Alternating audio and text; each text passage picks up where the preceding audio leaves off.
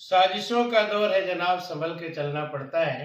हर किसी को जवाब देना जरूरी नहीं होता।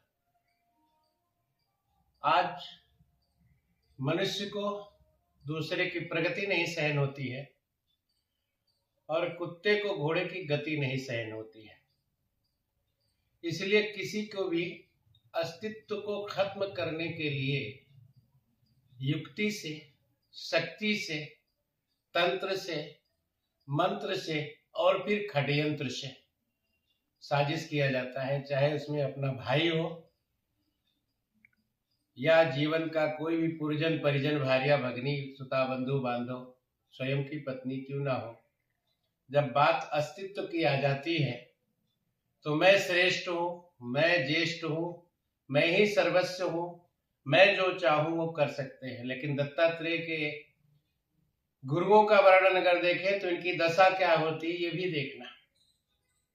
जैसे रेशम का कीट रेशम का निर्माण करता है बड़ा ही प्रसन्न होकर के, लेकिन उसी में सिमट करके वो मर जाता है, सिर्फ रेशम रह जाता है। मकड़ी भी दत्तात्रेय की गुरु है। मकड़ी से उन्होंने सीखा है कि जिस तरीके मकड़ी स्वयं के लार से जाल को बनाती है और फिर उसी को खा जाती है या उसी में लिपट के मर जाती है, उसी तरीके से अगर किसी को भी बदनाम करने के लिए उसके ही नाम की जरूरत पड़ती है तो वो कोई साधारण पुरुष नहीं होता। बदनाम करने के लिए अगर उसी के नाम की जरूरत होती है तो उसके नाम के बिना नाम नहीं हो सकता। अगर कृष्ण के नाम के साथ कंस का नाम नहीं जुड़ा होता तो कोई अस्तित्व नहीं होता, और अगर रावण ने राम का नाम नहीं जोड़ा होता तो आज उसका भी कोई अस्तित्व नहीं होता। इसलिए परेशान होने की जरूरत नहीं होती है, हर किसी को जवाब देने की जरूरत नहीं होती है। अगर आप देखेंगे तो भगवान के 12 अवतार की चर्चा करते हैं। भगवान के पीठ ने जब 12 अवतार लिया, पृथ्वी को पाताल में हिरण्याक्ष ने छिपाया हुआ था। उस समय हिरण्याक्ष ने सूकर अवतार में जब भगवान 12 अवतार में पृथ्वी को लेकर जा रहे थे, अनेकों प्रहार किए, लेकिन उन्होंने कोई जवाब नहीं दिया। और जब समय आया पृथ्वी को सुरक्षित कर दिया तो देखते देखते ही हिरण्याक्ष का हर हर महादेव करके उद्धार कर दिया। इसलिए समझना चाहिए हर किसी का जवाब नहीं दिया जाता है इसका मतलब कायर है आदमी, नपुंसक है, या फिर वो अर्थविहीन हो गया, या फिर वो शक्तिविहीन हो गया, या फिर वो भक्तिहीन हो गया, या आत्मबल क्षीण हो गया। ऐसा नहीं होता है। अगर इसका सीखना है तो ईगल से देखिए, सीखिए, आप बाज से सीखिए। बाज पक्षी जब आकाश में ऊंची उड़ान भरता है, जिसे पक्षियों में सबसे ज्यादा महत्व दिया जाता है, एक कौवा जिसके अंदर लोभ है, क्षोभ है, चातुर्य है, बिना कारण उसके पीठ पर चोंच मारता है, बार बार उसे उकसाता है, और इतने में भी जब वो जवाब नहीं देता तो उसके पीठ पे बैठ करके उसके पीठ को जख्मी करता है, अपने नुकीले चोंच से बार बार मारता है। लेकिन ईगल पक्षी उसे जवाब नहीं देता। वो अपनी गति को बढ़ाता है, वो अपने कद को बढ़ाता है, अपनी ऊंचाइयों की उड़ान को बढ़ाता है, अपने उड़ान में ऊंचाइयों को छूता है।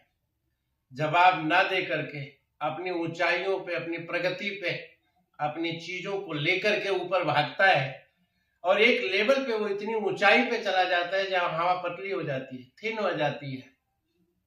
ऐसी स्थिति में कौवे का वहां सांस लेना भी दुर्लभ हो जाता है और कौवा लुढ़क करके गिर जाता है। ऐसे ही साजिश करने वालों का अंजाम होता है। वो दूसरे के अस्तित्व को बर्बाद करने चलते हैं, लेकिन स्वयं के अस्तित्व को कब खो देते हैं इनको पता ही नहीं होता। दत्तात्रेय ने जल को भी गुरु माना है, और जल क्या करता है?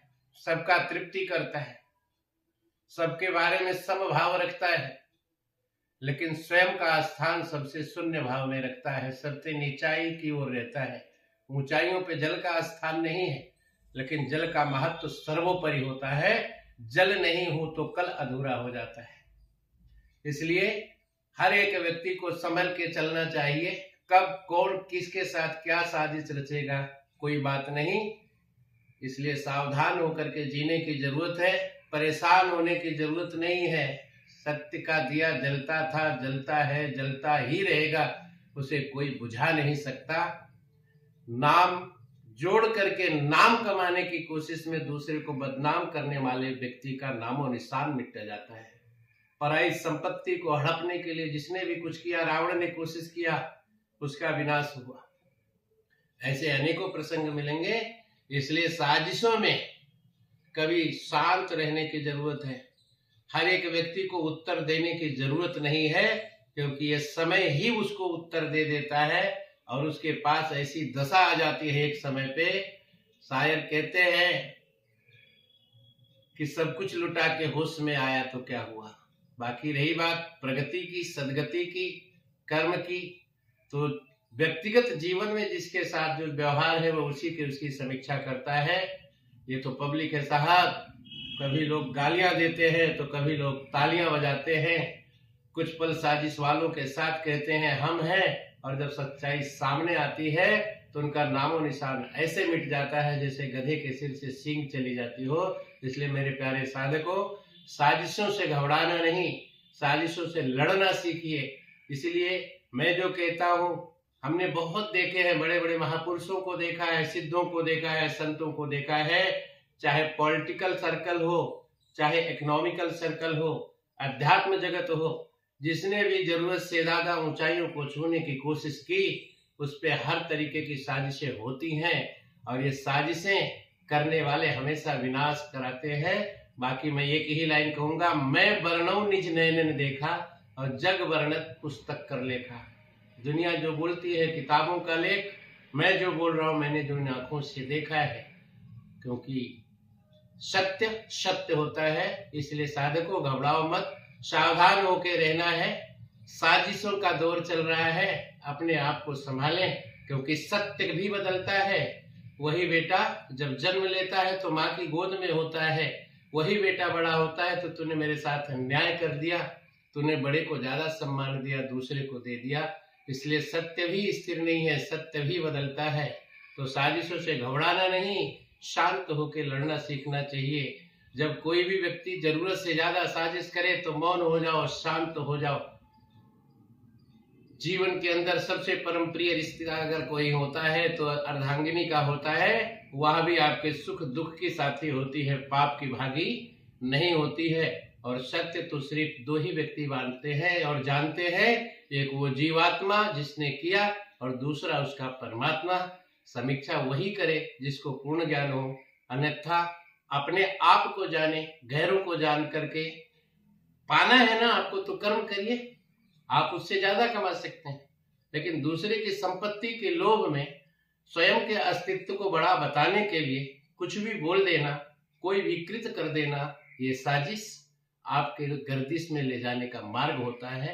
इसलिए दगा किसी का सगा नहीं होता। नहीं किया है तो करके देखो, और जिसने दगा किया है जाकर के उसका घर देखो। नमो नारायण।